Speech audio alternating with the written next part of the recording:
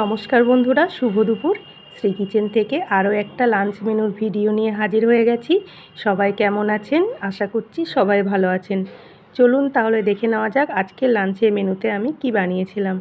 তো প্রথমেই দিয়ে দিয়েছি গরম গরম ভাত, আর তার সাথে বানিয়েছিলাম বেগুন ভাজা, করেছিলাম ঘি করলা ভাজা, আর এদিকে বানিয়েছিলাম পোস্তর বড়া, আর তার সাথে করেছিলাম বাদাম ভাজা দিয়ে গাজর আলু দিয়ে বাঁধাকপির একটা সবজি। আর ডাল বানিয়েছিলাম, মুগ ডাল করেছিলাম বড়ি ফোড়ন দিয়ে। আর আজকে রান্নাবান্না কিন্তু সম্পূর্ণ নিরামিষ। আজকে বাড়িতে আজকে না, কয়েকদিন আগে কাকু কাকিমা এসেছিলো, তাই রান্নাবান্নাগুলো নিরামিষই হয়েছে।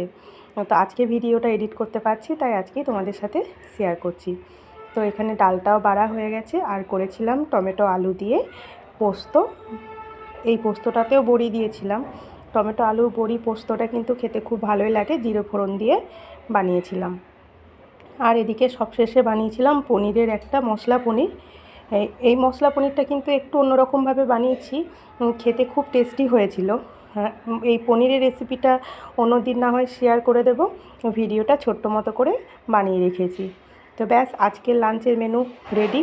আপনাদের ভিডিওটা কেমন লাগলো অবশ্যই জানাবেন, আর ভালো লাগলে একটা লাইক কমেন্ট করে পাশে থাকবেন। সবাইকে অনেক অনেক ধন্যবাদ ভিডিওটি দেখার জন্য। শুভ দুপুর।